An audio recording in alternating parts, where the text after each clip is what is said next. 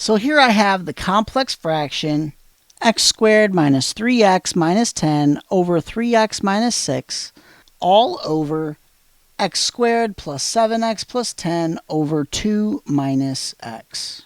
All right, so what I'm going to do is I'm going to rewrite this as a division problem of x squared minus 3x minus 10 over 3x minus 6 divided by x squared plus 7x plus 10 all over 2 minus x. And if you'll remember, when we divide fractions, we are multiplying by the reciprocal of the second. So that looks like this. X squared minus 3x minus 10 over 3x minus 6.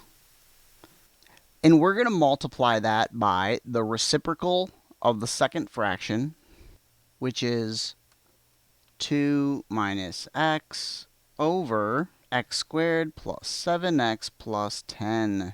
All right. Now what I need to do is I'm going to need to factor these trinomials. All right. So I'll move it down here, and I will factor the first trinomial here. What multiplies to be negative 10 but adds together to be negative 3?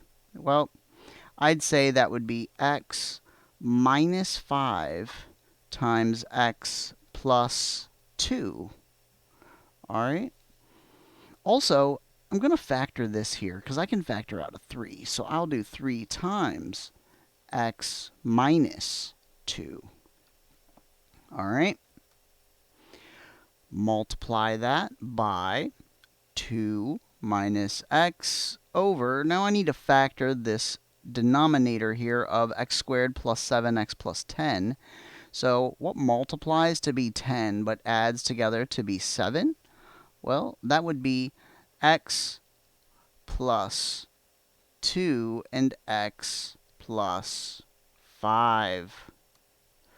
All right, so if you remember cross-canceling, I can cross-cancel my x plus 2. All right? You can't cross-cancel your x plus 5 and your x minus 5 because those are not the same thing.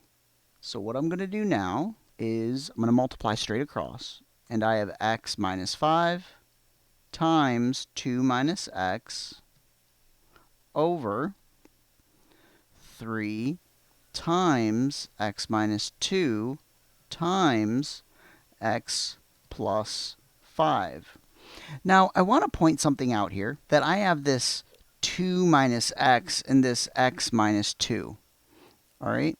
Now, if I factor out a negative 1 out of this binomial, and I rewrite this as negative 1 times x minus 2 times x minus 5 over 3 times x minus 2 times x plus 5, I can actually cancel this out. And the reason I can do that is because if I have 2 minus x and I factor out a negative 1, that becomes negative 2 plus x, right?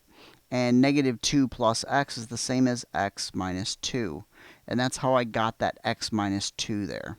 So now I'm left with negative 1 times x minus 5 over 3 times x plus 5. And I'd take that as a final answer. Or we can do distributive property and get negative x plus 5 over 3x plus 15. Either one is a correct answer.